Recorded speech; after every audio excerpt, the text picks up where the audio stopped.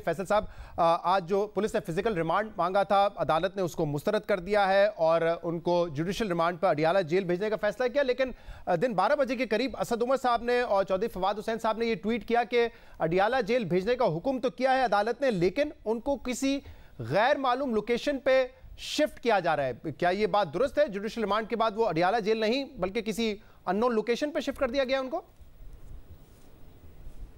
देखिए, उसमें ये हुआ था शहजाद साहब कि उनकी जब जुडिशियल लॉकअप का ऑर्डर किया था मजिस्ट्रेट साहब ने, तो वो उनको अडियाला की तरफ लेके जाया गया था। लेकिन उसके बीच में पुलिस ने एक रिवीजन पिटीशन फाइल कर दी सेशन जज साहब के पास, जो उनका रिमांड ख़त्म करने की जो थी, तो फिज़िकल रिमांड जो था उनको एक्सटेंड करने के लिए उन्होंने सेशन जज साहब के पास दरख्वास्त दी, जो बाद में डिसमिस हो गई, वो भी डिसमिस हो गई। और उस दौरान जो है अब प्रिंसिपली जो कानूनी तौर पे ये होता है कि जब आपको कस्टडी जुडिशल फ़िज़िकल रिमांड से फ़िज़िकल से जुडिशल की जाती है, तो उसका मतलब ये होता है कि पुलिस अपनी कस्टडी में नहीं रख सकती मुलज़म को और उनको फ़ौरन जेल पहुंचाना होता है। तो गालिबन क्योंकि उनको जेल भी नहीं पहुंचाया गया और उनको ज़ाहिर है लोकेशन भी डिस्क्लोज नहीं की थी, तो शायद उस कॉन्टेक्स्ट में हो ये बात।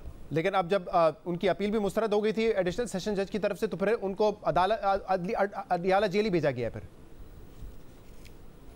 जी, उनको अडियाला जेल में शिफ्ट किया गया है, लेकिन ये तकरीबन सुबह सही समझे 10:30-11 बजे का ऑर्डर था, लेकिन उनको 4-4:30 बजे शिफ्ट किया गया। तो ये मीनवाइल तो सूरत हाल तब्दील हुई, तो आप कह रहे हैं कि उनको शाम में अडियाला जेल ही शिफ्ट किया गया है।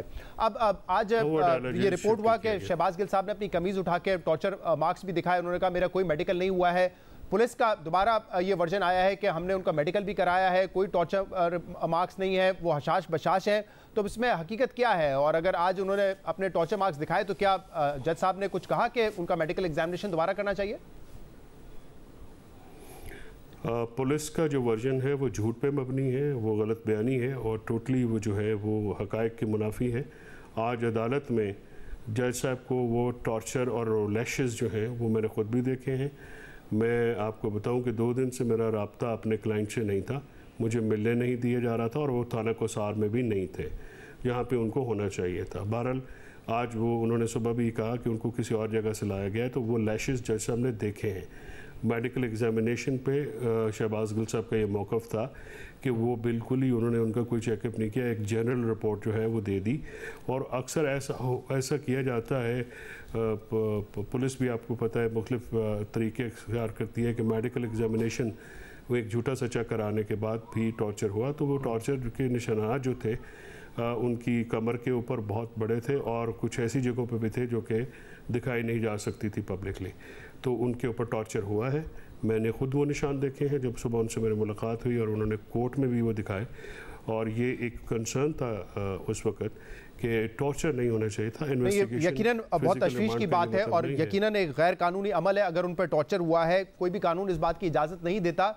लेकिन अभी हमारे साथ एहसन इकबाल साहब मौजूद थे, वो कह रहे थे कि अगर टॉर्चर हुआ होता और जज साहब ने देखे होते निशानात, तो जज साहब ऑर्डर में भी लिखते और दोबारा मेडिकल एग्जामिनेशन करवाने का कहते, लेकिन उन्होंने ऐसा नहीं कहा। इसका मतलब जज मुतमईन नहीं हुए।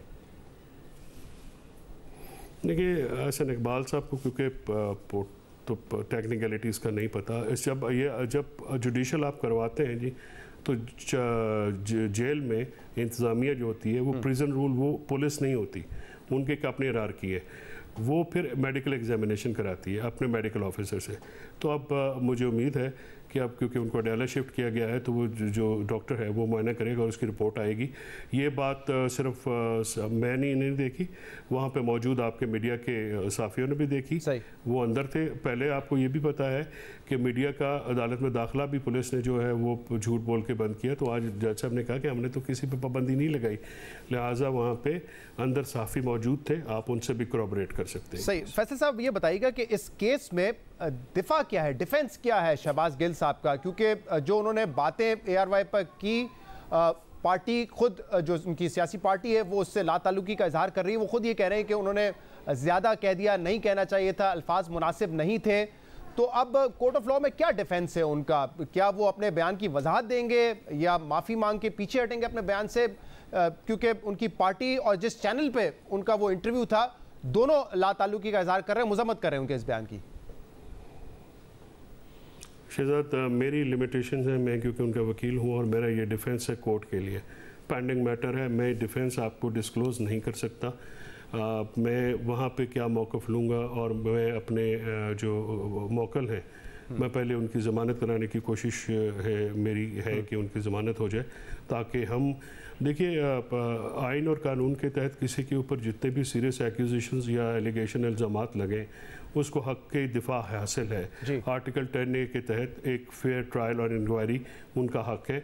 उनके ऊपर जितने भी एलिगेशंस हीनियस किस्म के जिनकी आज उन्होंने, ये मैं आपसे ज़रूर शेयर कर सकता हूँ कि कोर्ट के अंदर उन्होंने इसकी कैटेगोरिकली डिनाइल किया और उन्होंने ये कहा कि हम पाक फ़ौज का जो इदारा है वो उससे बहुत इज़्ज़त की निगाह से देखते हैं, मोहब्बत करते हैं और एहतराम है उनका, और वो प्रोफेसर है बाय प्रोफेशन। वैसे साहब जो उनका इंटरव्यू था उसमें कुछ बातें ऐसी उन्होंने की हैं जो कि वाकई सुनने में लगती है कि नामुनासिब है, लेकिन मेरा एक ये मौक़िफ़ रहा है कि सिर्फ अल्फाज की बुनियाद पे बगावत या सेडिशन के मुकदमात नहीं होने चाहिए, कोई गद्दारी या बागी नहीं हो जाता इस बात से। और कई कवानीन हमारे यहाँ ऐसे हैं जो कि ड्रैकोनियन है, कॉलोनियल ज़माने के हैं और उस पर वक्तन फ़वक्तन आवाज़ उठाते रहते हैं लोग कि इस तरह के कवानीन नहीं होने चाहिए। बरतानिया और हिंदुस्तान की मिसाल देते हैं कि वहाँ पर भी कवानीन ख़त्म कर दिए गए हैं, लेकिन अब ये इस वक्त हमारे कानून का हिस्सा हैं और इन्हीं सेक्शंस के तहत उनके ऊपर इल्ज़ामात लगाए गए हैं। तो रूम कितना बचता है इस हवाले से डिफेंस का? फिर देखिए, बात यह है कि ये देखने आपने जो बात की बिल्कुल मैं इसकी तायद करता हूँ और इसकी बहुत सारे जो ह्यूमन राइट्स एक्टिविस्ट हैं वो भी बात करते हैं। देखिए, पाक फ़ौज बहुत ही मोहतरम इदारा, बहुत मजबूत इदारा है, अवाम में उनकी जड़ें बहुत गहरी हैं। मेरी पर्सनल ओपिनियन में जो है वो ये है कि किसी की कोई बात कह देने से ना तो फ़ौज को कोई फ़र्क पड़ता है, ना कोई फ़ौज जो है इतनी सेंसिटिव है। हमारा पाक फ़ौज बहुत मजबूत इदारा है और हमारा ये मानना है सबका कि एक मजबूत फ़ौज ही पाकिस्तान की जो है वो तहफ़्फ़ुज़ की ज़मानत है। और ये बात माजी में भी साबित हुई है, जिस दहशत गर्दों के साथ जो लड़ाइयों में भी पाक फ़ौज का एक बड़ा किरदार है।